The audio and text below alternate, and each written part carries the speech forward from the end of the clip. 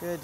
Well, I never thought I'd get this far, so now for me the sky's the limit. Bodybuilder Tara Ostafichuk has had a year for the record books. The accomplishment that she's made in 1 year is really almost unheard of. She won a regional, provincial, and national title all within the span of a few months, a feat which typically takes years. You know, there are certain people that just have that X factor. As soon as they walk on stage, you're just drawn to that person, and she does have that for sure. But times weren't always good for Ostafichuk in the sport. Rewind back to 2009 when Tara entered her first competition and finished dead last. When I saw her reaction, I thought, wow, she's crushed. So when I saw her in the gym, I said, don't even let that bother you.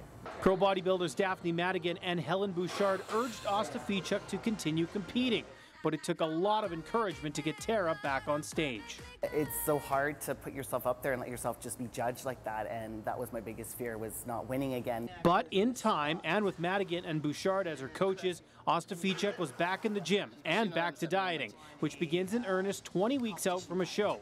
It's arguably the toughest part of the sport. Anybody can push weights, but is everybody can do the diet? That's something else. And again, it's all mental. Plenty of fresh vegetables, lean proteins, and no salt. And desserts, don't even think about it. Except Ostafichuk does, quite often. Just look at her Pinterest page, chock full of recipes she could never eat while preparing for a competition. Honestly, every bodybuilder I've talked to has done this. This in the Food Network channel, which I think is crazy, because why are we punishing ourselves? We can't have it. I think it's like a forbidden fruit. You can't have it. Right. So it's like, you know, you get so excited for all the stuff you're gonna have when you're done. So after the show, Ostafichuk heads straight for her go-to cheat meal. I got my Blizzard and my Red Robins, and I was happy.